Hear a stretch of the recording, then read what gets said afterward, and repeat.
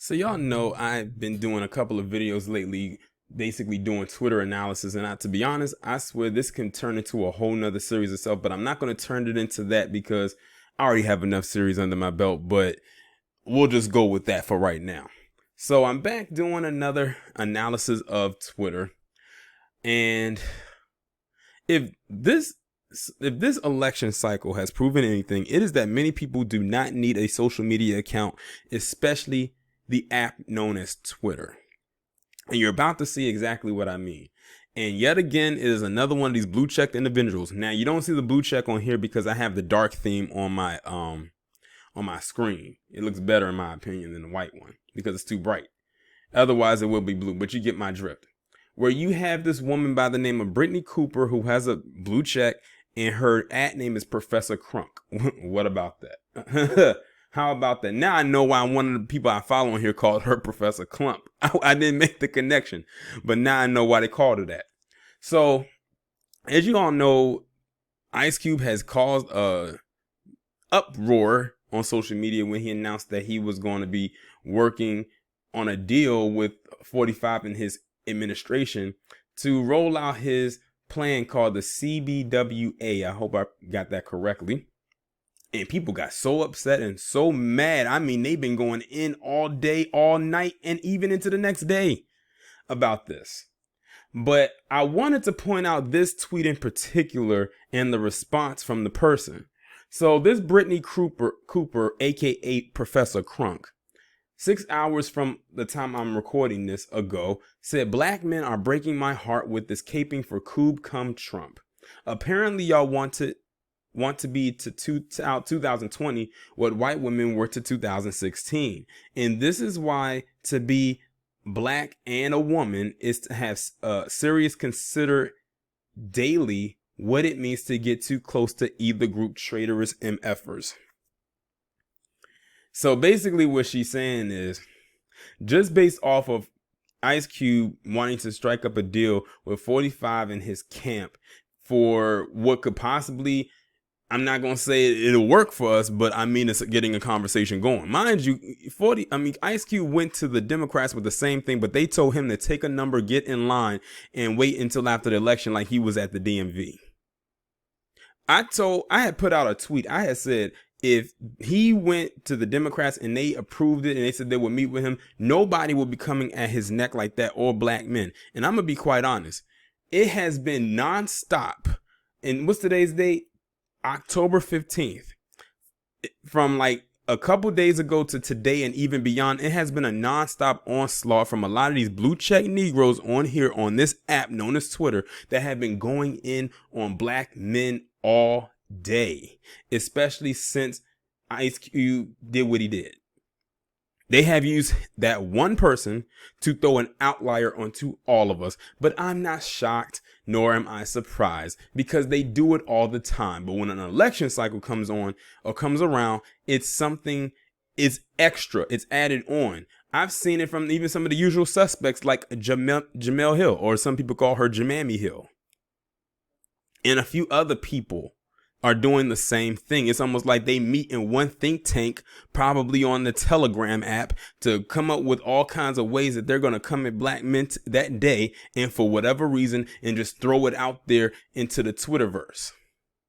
It's ridiculous, but it's not surprising.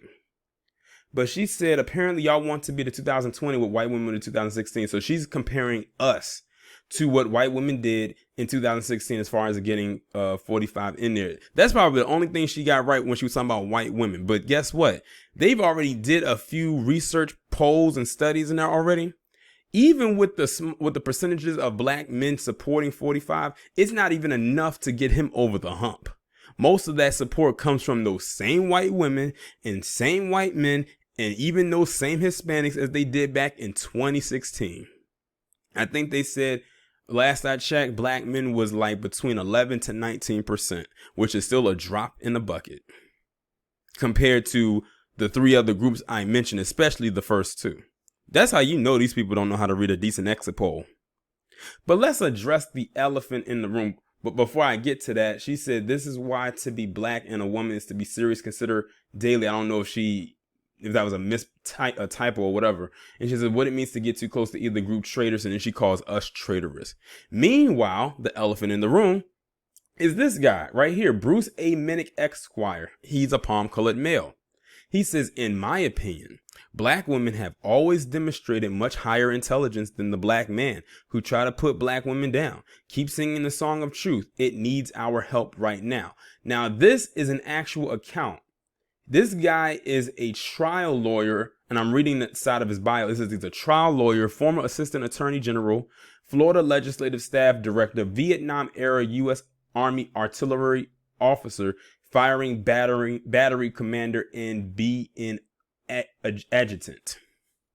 So this is not a troll account.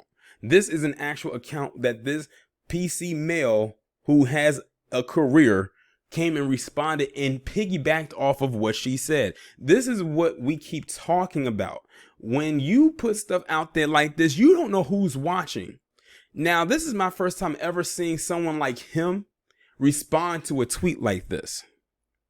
That's my first time ever seeing something like that. Not saying it doesn't happen, but it's my first time seeing it. Because if I saw it before, I definitely would have spoke up about it. But here we are. But let me scroll down a little bit.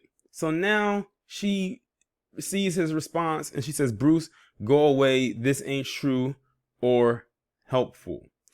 And this guy says, when you denigrate black men, you invite this from white people who wait for an excuse to attack us. Now, I'm going to go ahead and click in here because I want you to see some of the responses, because just this guy's response alone, this guy right here, tore her mentions up. So we're going to go in here and we're going to explore. Okay, let's see. She responded to this guy. She said, sir, when white people will be racist without my invitation, and I will critique black men when black men deserve to be critiqued. Focus on not being sexist and terrible rather than trying to use racism as an excuse to escape accountability to black women. There goes that word, black accountability again. See, when they use accountability against black men, it means something other than what the true definition is. But let's see what her mentions is looking like. It says, white people will be racist without your invitation, so you might as well invite them anyway, is your rationale? LOL. So that's my rationale, only if you're a willfully obtuse idiot. This one said, yeah, Bruce, you are blowing her cover. And shout out to B1 Crusade because they are a follower of mine on this app known as Twitter. Let's see what else they're talking about. Let's see. Let me scroll down. This one says, I remember when important family discussions were held in private. I don't know what's worse, wanting attention so badly or believing black men are traitors to black women. Since when? It says, it's comments like these that create the scenario you dislike so much. So yeah, she invited him in. She tried to say that I didn't invite him into the conversation. You did. When you posted that on there, you didn't have to go to his page and say, look, Bruce A. Minnick Esquire, I invite you to this post to piggyback on this tweet. He saw it and he decided to respond in kind. Let's see. This woman is the exact representation of the gender war instigators I addressed when exposing anti-blackness. Here's another example of a person whose position is upheld by the proximity of anti-black rhetoric. The only difference is one person predicates their argument on stupid topics and one's using very emotional talking points. This one says, this is the problem. Do you know if this black man is sexist and terrible? So why is that verbiage you are using on him?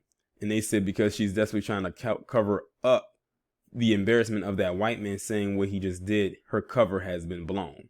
Exactly. Now, what I'm going to do is I'm going to go back because I want y'all to see something, because you're about to get the nail in the coffin with this one. And it's this tweet right here. She said, A. Windward Maroon said, you quite literally took the same position he did 2 hours ago. They said, I mean, black women are out here doing all we can do to salvage anything like credible, liberal, left, progressive politics. And some of these brothers are like, but Trump might wave at us and make us feel like real men. So fuck all y'all. Here is why we can't have nice things. And this was literally posted at 7:30 a.m. on October 15th, 2020, the same day in which she responded to that white guy and telling him how dare he come into her post uninvited. Keep in mind what she said right here. And look at this again. In my opinion, black women have always demonstrated much higher intelligence than the black man who try to put black women down. Keep singing the song of the truth. It needs our help right now. It's literally the same thing she said, but in a more condensed version. But you said that you came back and said, Bruce, go away. This ain't true or helpful. But your cover was blown prior to that, saying the exact same thing that he said. It's just that he didn't use any curse words in it. Let's see what else they're talking about. I don't plan on staying on this all day. It says anti-blackness is okay when it comes from a black mouth. Those are the rules, apparently. Remember what I said about that Trinity. You can't talk about black women. You can't talk about the academy. And you have to dislike or hate black men. And that's what she's doing right now. And she's a black woman, so you can't disrespect her. And she's disrespecting black men. There you go. It says, I mean, it certainly seems that way. Division is fine so as long as it's in-house based on what I'm seeing. Is slamming black men the prerequisite for building all others up? This one says, it's almost as if these black men are the weakest linked takes are just remixed white supremacist takes. I completely agree. But her mentions got tore up because of that. It says, far be it from me as a white woman, but I feel like this is assuming that all black men have the same political leanings, which is a little ridiculous. Everyone has their own mind. And it says, it's almost as if ascribed identities don't dictate political or social interest. Where she didn't respond to this, maybe she'll get back to it. Yeah, right. Let's see. No, she isn't, because she's being dishonest. Okay. So pretty much in that regard right there, when this person posted this part right here that I read for you, that shut the whole thing down. But I'm telling you that the stuff that's on this app is crazy.